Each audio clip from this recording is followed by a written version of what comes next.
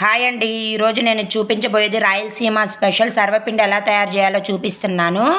ముందుగా అల్లాన్ని దంచుకొని పక్కన పెట్టేసుకోవాలి. తర్వాత పచ్చిమిరకాయలు కూడా వేసుకొని దంచుకొని పక్కన పెట్టేసుకోవాలి. తర్వాత నేను ముందుగా నానబెట్టుకున్న పచ్చెనగపప్పుని వరిపిండిలోకి వేసుకోవాలండి. టేస్ట్ వరిపిండి తీసేసుకొని అందులో పచ్చెనగపప్పు, మనం దంచిపెట్టుకున్న అల్లం, పచ్చిమిరకాయల పేస్టు,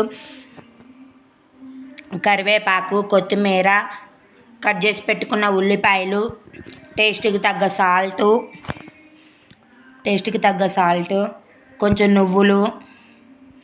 నువ్వులు కూడా యాడ్ చేసుకుంటే టేస్ట్ మరింత బాగుండిద్దండి, చాలా బాగుండిద్ది. నువ్వులు కూడా యాడ్ చేసుకొని బాగా కలుపుకోవాలని, మొత్తం కలిసేటట్టు కలుపుకొని మన చపాతీ ముద్దలాగా కలుపుకొని తర్వాత ప్యాన్కి ఆయిల్ వేసేసుకొని మన రొట్టెలాగా అద్దుకొని స్టవ్ మీద పెట్టేసుకొని మూత పెట్టేసుకొని వేయించుకోవాలండి. అటు ఇటు రెండు వైపులా. అంతే.